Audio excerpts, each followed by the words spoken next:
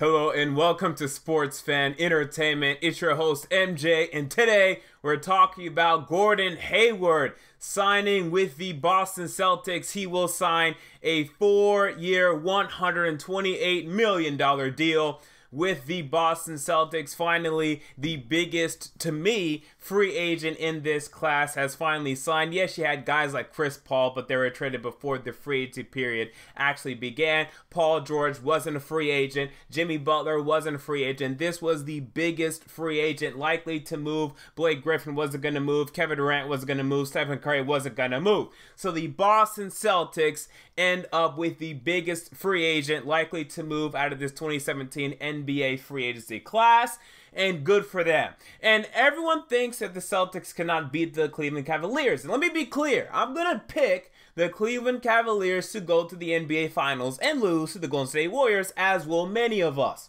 But be careful before you just write off the Boston Celtics. This is a team that won 53 games last season, and this upcoming season will win at least 55. They could win 60. Right now, I have them down for probably around anywhere from, let's say, 56 to 60 wins next season, and they're likely to be the first seed in the Eastern Conference, as the Cleveland Cavaliers will likely tank most of the season as they did this past season, which means they will have home court advantage in the Eastern Conference Finals, assuming both teams get there. Once we get there, if Kevin Love or Kyrie Irving are injured, and they've been injured in the past, I would then like this Boston Celtics team to win that series and go to the NBA Finals. Now, if everyone's healthy, again, I'll pick the Cleveland Cavaliers, but I think we'd be talking about a 6-game series,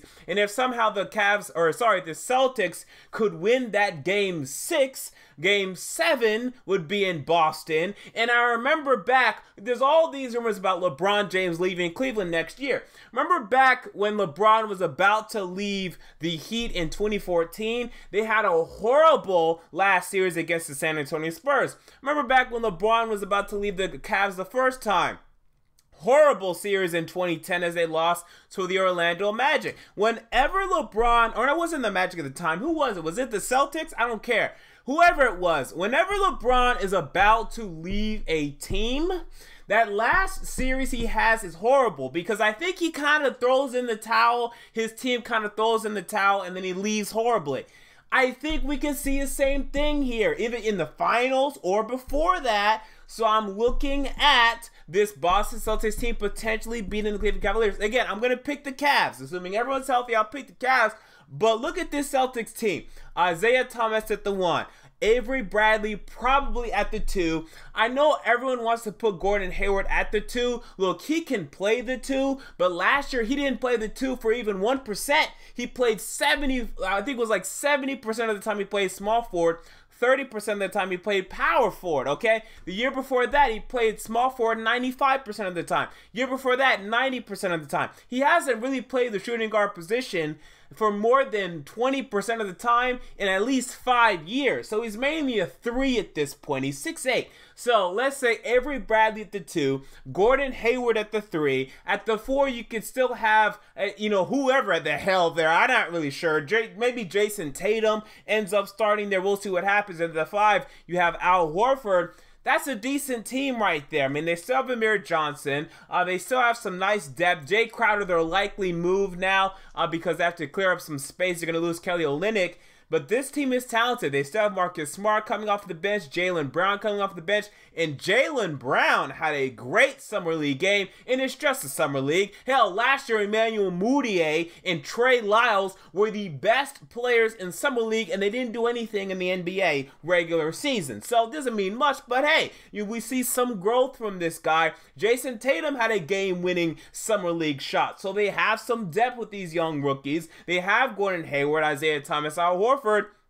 And they won a game on the Cavs last season. Now, yeah, that game was a little fluky, but they won a game. Now I think they go to 6 games. If they can stretch it to 7, that game 7 would be in Boston. Because Boston will be the #1 seed because the Cleveland Cavaliers don't care about the regular season. And that's all cute and dandy if you win. If you don't, you're going to look back and say, man, I really wish we cared about the regular season. So again, I'm going to pick the Cavs. Okay, I'm going to pick the Cavs to beat the Boston Celtics in 6 games.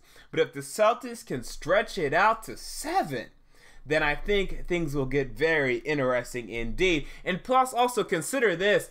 Are we really going to have the same NBA Finals for the 4th straight time? You kind of feel like something has to give. And I'm not betting on the Warriors to lose anytime soon. They re-signed Iguodala. They re-signed Sean Livingston. They're looking to sign Omri Caspi. They're looking to sign Nick Young. They're looking to re-sign Zaza Pachulia and JaVale McGee. They could be even better this season. They re-signed everybody. And they also added Omri Caspi at this point. Could add Nick Young. I'm not betting on the Warriors to lose. The Cavs, what have they done? They haven't done anything in this free agency period. They're all the way up in the luxury tax. LeBron James isn't recruiting free agents. Something has to give, and this Gordon Hayward signing could be a change of the tide. So just look out for that. Again, I will pick the Cavs, but this is a very interesting move. Gordon Hayward is now a Boston Celtic. What do you guys think about this move? Comment down below. I want to know. Real quick channel update.